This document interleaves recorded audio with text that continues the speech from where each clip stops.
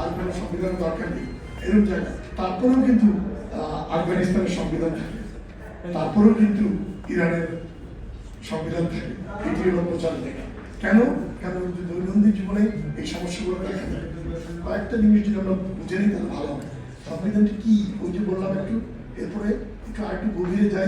সেটা হচ্ছে সংবিধান হচ্ছে সিস্টেম অফ ফান্ডামেন্টাল ইনস্টিটিউশনস। এটা হচ্ছে যত প্রতিষ্ঠান সমাজ আছে, এটা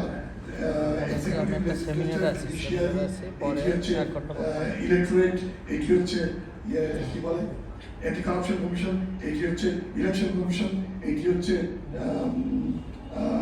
শিক্ষা বিভাগ, এইটা হচ্ছে কি বলে যত রকম ইনস্টিটিউশন, এগুলো একটা সিস্টেম তৈরি করতে করার বিষয়।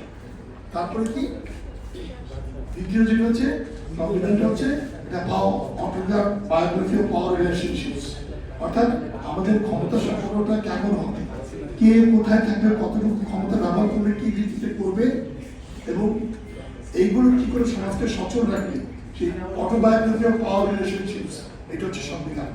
আর আরো বড় জায়গা হচ্ছে সংবিধান হচ্ছে the way of life the state has chosen for itself, মানে রাষ্ট্র অর্থাৎ জনসমাজ বেসিক কনস্টিটিউয়েন্সি হিসেবে যেটি নিজের জন্য বাছাই করে নিল।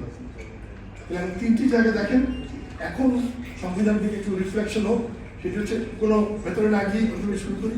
সেটা হচ্ছে যে আপনার সংবিধানকে আপনি বাছাই করে নিয়েছেন। Absolutely no.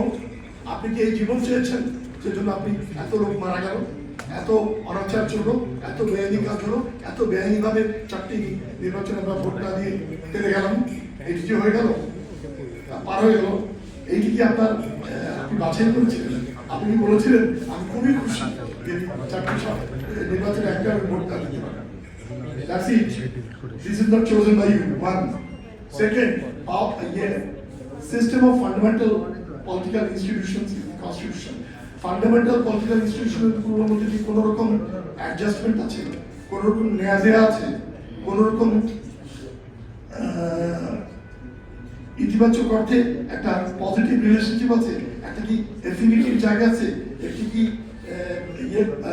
কাছে আসার জায়গা, পরস্পর সব নিয়ে একটি ব্যবস্থাপনা চালানো, এটিকে আছে একটু এটিকে আছে।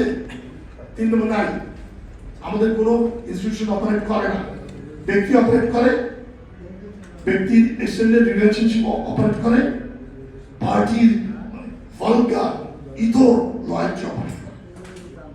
ব্যক্তি নেতার প্রতি ইতর আনুগত্য, একটি জৈবিক আনুগত্য এবং স্বার্থ ধান্দা।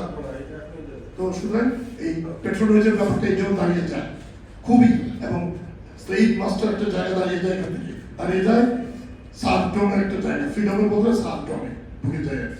তো সেইটি হচ্ছে সমস্যা, আমাদের ওইটাও কাজ করে না। আর যেটা হচ্ছে এই পুরুষ, এটার মাধ্যমে যা হয় না, এটা হলো আমার বাছাই করা জীবন, না এটা হলো বিভিন্ন সংগঠনের মধ্যে প্রতিষ্ঠানের মধ্যে একটা সুষ্ঠু লেনদেনের মাধ্যমে, সুষ্ঠু সম্পর্কের মাধ্যমে একটা করা, কি বলে রাষ্ট্রকে চালানো, এটা হলো না। আর 3 নম্বর, এটা আমাদের ক্ষমতা সম্পর্কের ক্ষেত্রে একটা ভারসাম্যহীন অবস্থা তৈরি করে দেয়, কারণ ক্ষমতা সম্পর্কের বিষয়টা আমাদের সংবিধানে পরিচ্ছন্নভাবে ডিফাইন করা নেই। যতটুকু ছিল ততটুকুকে আমরা শেষ করে দিয়েছি। সুতরাং